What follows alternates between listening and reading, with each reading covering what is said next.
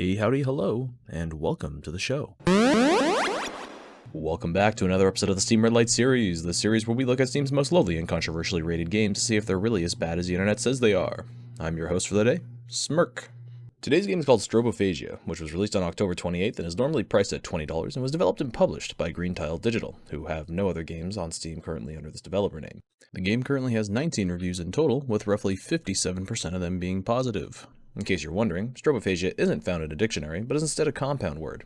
Strobo is likely in reference to strobe, such as strobe lights, but could also be coming from the Greek word strobos, which just means twisting or whirling. Phagia means to devour or consume, which means that Strobophagia likely just means, in short, light eater, or possibly whirly eater, which is far more confusing. This game was actually requested by they who call themselves Mikaruni in the comments, and I thought that this game offered a good opportunity.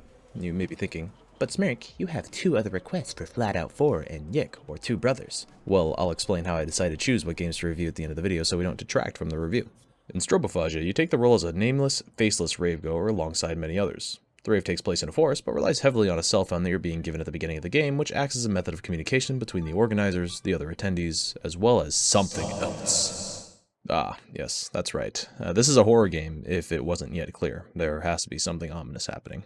Well, the game has 4 of what I'm calling chapters, essentially. One is a tutorial where you learn the gameplay mechanics. The second is where you learn your objective and place, as well as encounter puzzling in the game. The third is a crescendo event with some of the game's ominous forces, and the fourth is the reconciliation of the game's theming. My coverage of things that I like and dislike may spoil some story elements that others may be disappointed in, as this game is very short with a runtime of about 1.5 hours with some variations, so if you want to avoid spoiling these things, just skip over to the timestamp that's on the screen now for some bullet points and my verdict on the game. Alright, well now with that all being said and done, let's move on over to what I liked about the game.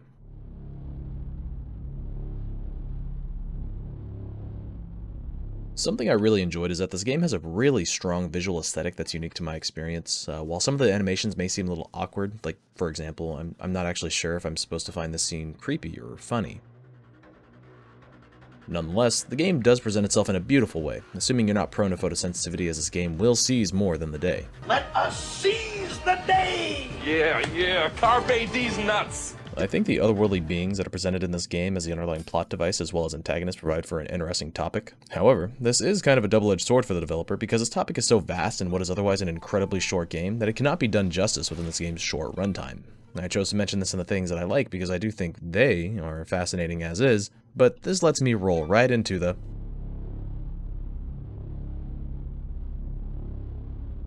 ungood. Well, as I was saying before I was rudely interrupted by a transition, I think that the others is a fun choice as the powers that be in the game, and I think their introduction is a little crash course, but their send-off is extremely unsatisfying to me. If you've come this far and you don't want to know the actual ending I experienced, but still want to go hear about the other ungoodings that I'm going to talk about, skip ahead to the timestamp that's on the screen now. So for the ending of this game, the fourth and final self-dubbed chapter I experienced is that you go around these doors and gather the lore surrounding the reasons this party exists, why the organizers wear bird masks, why the otherworldly beings are even interested in the party, and etc. It just seems so shallow, short-handed, and abrupt. This is the only time in the game where you'll get to learn about anything, and it essentially wraps up in like 7 minutes depending on how fast you can read. Even at the very end of the learning segment, I felt like you're left without a lot of answers, especially about certain characters that seemed significant in the game like Fix, AMA, and Hadonis. This game does lead me to believe that there's other endings, and I'd probably have tried to achieve them, and I tried to think about what I could have done differently, but this game just seems so incredibly linear, so I'm uncertain about what I could have changed to get a different ending. That's really just on top of the fact that I didn't really enjoy the game enough to want to try and speedrun it to get that knowledge. So another thing that had bothered me was the threat. Both in atmosphere and in enemy design. There isn't really a feeling of danger in this game, so I'm hard-pressed to actually call this a horror game, whether actual or psychological. Part of this is because of the way that enemies are presented and the threat that they bring with them. There's 2 enemies that I ran into in the game. There's these husk-like enemies that hunt you after you solve one of the puzzles in Chapter 2 in the forest, and the horn beasts that you see in Chapter 3. For the husks, you can actually just whack them up on the head and they'll leave. There's no danger, and I never took any damage from them. For the horned beasts, you actually can't run away from them as they're always faster than you, so if you're spotted, you should essentially just lay down and die. Thankfully, this section of the game is just a hide-and-seek maze, and the beast is actually pretty easy to avoid. The maze and hide-and-seek portions are also just really short overall, so you don't even get much opportunity to be intimidated by them. Something I didn't feel very good about is also just the length of the game. While I do have about 2 hours of playtime in this game, the first 40 minutes were spent getting lost in the tutorial because I wasn't sure how to fulfill Oedipus' task, in which I just bypassed it by finding the next control box on my own.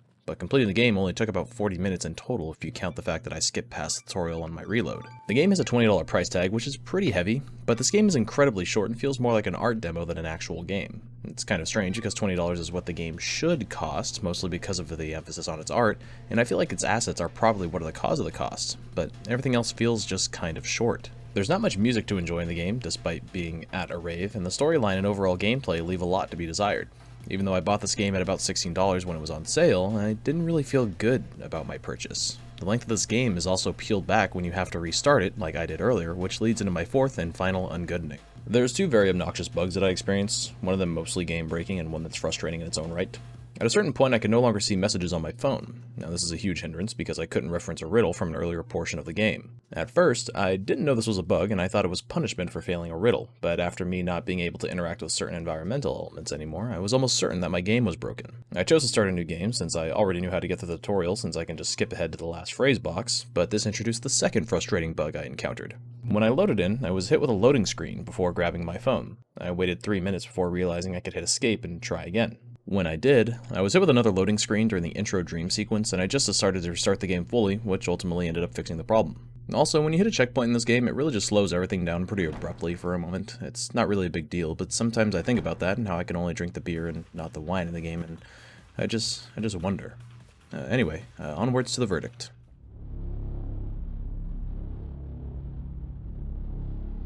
To recap my positive points, the game has a beautiful visual design, its art is really well executed, and the game could honestly produce some wallpaper-worthy screenshots.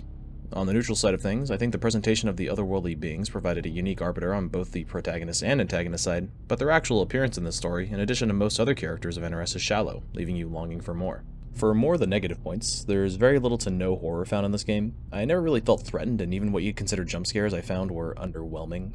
In addition, the experience the game brings doesn't really justify its heavy price point. Although there's a lot of value in the visuals alone do not make this game good.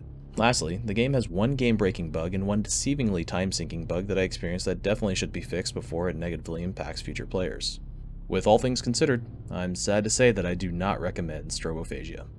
I guess some things that would help change my opinion is if this realm was built out a little more in a future installment when combined with a price reduction, or if the threats and atmosphere of danger were built out a little more. The bugs I'm sure will be fixed in time, but those alone wouldn't be enough to change my opinion.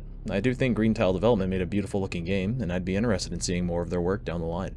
Also, interestingly enough, I found that this game actually had an alternative concept in 2019.